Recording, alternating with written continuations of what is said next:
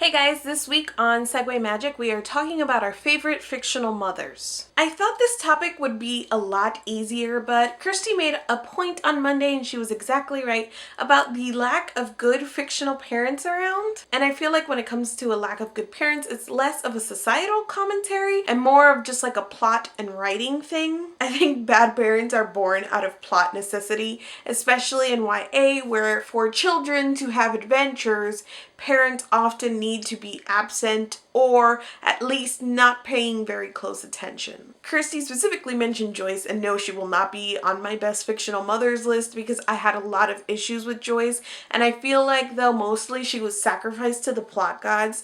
There was a scene specifically, and I've only watched Buffy once, so I can't remember the episode, but I remember the scene where Joyce is actually doing some parenting and kind of reprimanding Buffy for something, but then she just turns her back and walks away, and Buffy promptly goes out the window.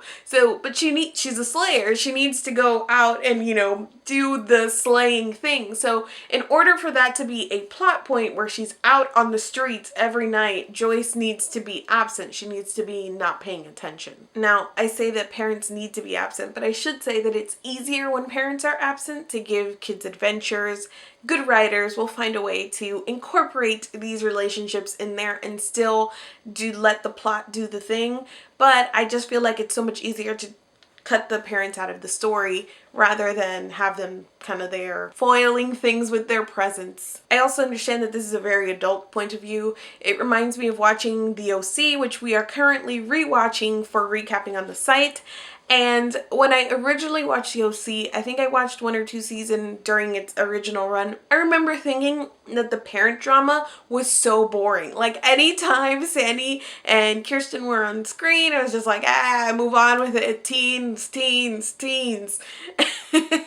And now I'm watching and I have so much more appreciation for the parenting that they do and the fact that they are involved in the story. My point of view definitely has shifted on this particular point. As I grow older, I appreciate more good parents within stories. First, I'm going to start with shout outs to moms who would do anything for their kids. This is like non-traditional, maybe sometimes evil, maybe sometimes gun-toting, mothering.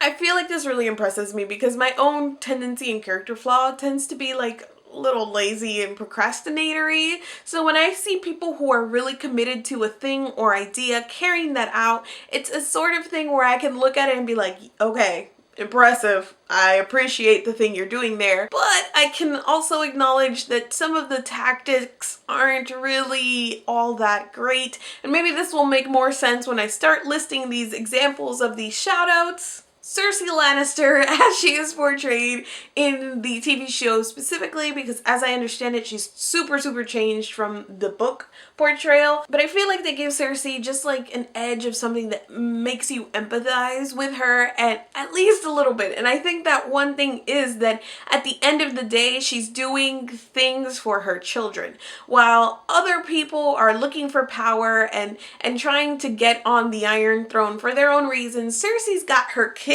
like at the heart of everything that she does for the most part. And again, her tactics and like her other facets of her personality just are not good. But in that respect, I don't think that we can say that Cersei does not care about her children. Another example is Sarah Connor and her different iterations, but I really actually like the Sarah Connor Chronicles, which was on TV for a sadly short amount of time. The Bride in Kill Bill, who I just feel like if something that bad happened to me, I would like roll over and start crying, but she's got that drive again that I just gotta be like, yeah, you with your drive and stuff, high five. Okay. So after all that, I have 2 best fictional mothers.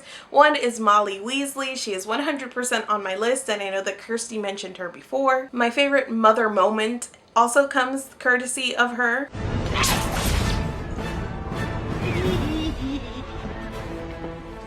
Not my daughter, you bitch!